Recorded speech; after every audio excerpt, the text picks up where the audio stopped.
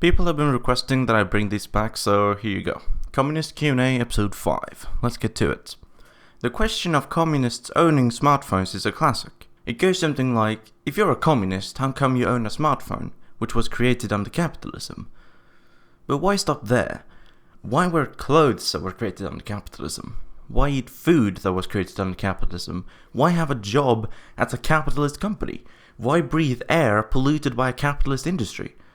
Maybe the primitivists were right all along, and the only way for us to not be hypocrites is to become nudists and live in the woods away from society.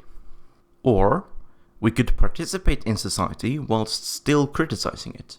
If you lived in the USSR but longed for a capitalist society, like Ayn Rand did, for example, should she strip naked and go live in the woods because everything around her was created under socialism? No. No one in their right mind would say that that is what Ayn Rand should have done. And yet when it comes to socialists living under capitalism, we're somehow not allowed to have things that were created under capitalism. But capitalists living under socialism are allowed to participate in socialist society. I'm sorry if I'm not quite answering your question, but I hope you get my point. If we were to only try to eat ethical food, only wear ethical clothes, only use ethical technology, we would not be able to do anything. Because as socialists, we believe that capitalism is inherently unethical. Is it better to eat food that's fair trade and ecological and vegan? Sure, it's better for the environment, but it's also more expensive. Socialism is an ideology by and for the working class who, as you might imagine, don't have as much disposable income as everyone else. If you start judging poor people for not being able to afford to buy organic food and go vegan, you're going to alienate them. And that's not what we want. Our focus should be on abolishing capitalism completely, not on making people buy organic food. Thank you for your question. Question the second. Why would people work in a communist society? What will stop the lazy from just slacking off and expecting to be paid anyway? This one is also a classic, but if you look back in history, all of the Paleolithic and a good bit of the Neolithic era communities are run off a system very similar to communism. Why did people work then? Well, what else would they do? Honestly, have you ever tried to do absolutely nothing for a long amount of time? Even in a capitalist society that encourages people to make the most money with the least amount of effort, I find it really hard not to do something productive with my time. But that's just it. Humans are wired to do something. We strive to solve problems and better ourselves. Even without the incentive of higher pay, most doctors would still practice, although maybe not as many hours. Architects would still make buildings, teachers would still teach.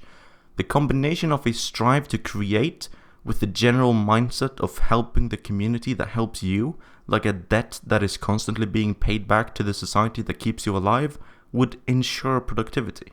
Working together on something for a purpose other than just making a profit is awesome.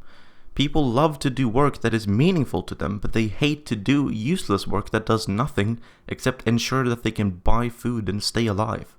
In Marxism, there's a term called the base and the superstructure, meaning the base, the economic means of production and distribution, affect the superstructure, our culture, our way of thought, as well as our interactions and our relationships with each other. Under a capitalist system where humans are forced into a rat race, we do whatever it takes to make money. While under a communist system, profit isn't the main incentive. You receive from society based on if you give or not. People under a communist system work cooperatively, and in turn act more responsibly. Innovation is a drive that can't be weighed down by money. People can build or achieve whatever they want if they have support from others. This is why communism is not just an economic system, but a socio-economic system. But if you want more concrete examples of what would motivate people to work, then here are a few. 1. Work will be shared. In modern-day Japan, school children are often tasked with cleaning their own school. There is no reason why the same principle can't work in other kinds of environments or jobs. There would be no need for people like janitors who would probably not be motivated to do their work out of pure enjoyment if workers simply cleaned their own work environments from time to time. And also, robots. Which leads us to the second point. technology, and full employment. Under capitalism, improvements in productivity are used to make more things, because capitalism prioritizes profits and growth over human happiness and well-being. Under communism, new technology like automation and other improvements in productivity will be used to shorten working hours and improve working conditions instead.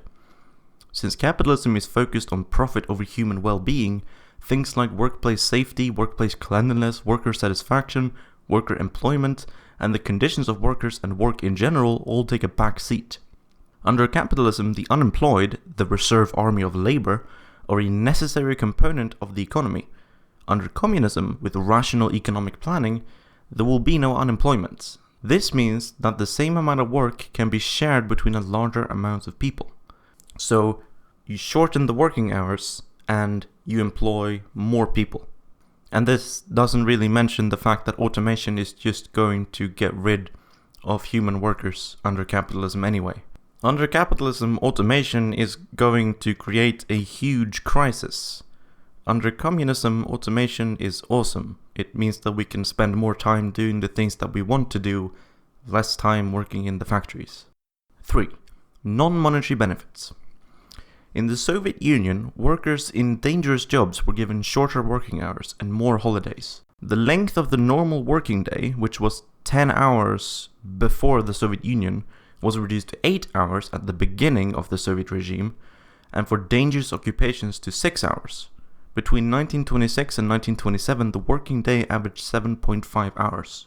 During the year, there were 14 legal holidays for workers. In addition, each worker had a 2 weeks vacation with pay, and in dangerous or heavy vocations an additional 2 weeks is allowed. In 146 of the dangerous trades, a shorter working day is in effect. In communist society, workers in undesirable or dangerous professions might take shorter working hours and more holidays. Thank you for your question. Question the third.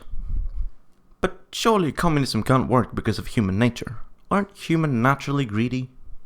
A quick glance at history and anthropology will ruin the idea that human nature is a static, unchanging thing.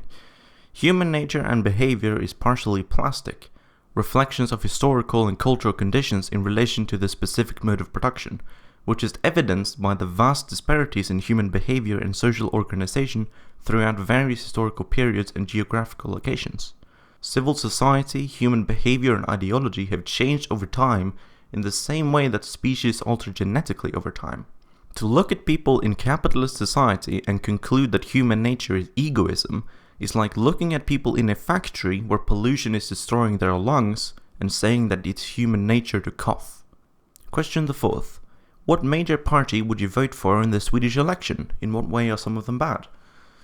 I don't really know. Next year's election in September 2018 will be the first election that I'm actually allowed to vote in. And I will vote, at least in the local municipal election. Whether or not I'm going to vote in the parliamentary or riksdags election, I still don't know. I haven't quite decided. If I am going to vote in the parliamentary elections, I'm probably going to vote for... Well, it will probably be either the left party, which I have quite a few disagreements with, or some smaller party, which probably won't get into the parliament anyway. So, I don't really know. I don't really have a good answer to that question. But in my local municipal election, I'm definitely going to be voting for the Communist Party. Thanks all of you for your questions, and if you want me to make another Q&A video, then leave more questions in the comments of this video. And now, end card. Shall we still be slaves and work for wages? It is outrageous, has been for ages. Oh, this earth by right belongs to toilers and not to spoilers of liberty. The master class is small, but they have lots of gall. When we unite to gain our right, if they resist, we'll use our might. There is no middle ground. This fight must be one round to victory for liberty. Our class is marching on. Shall we still be slaves and work for wages?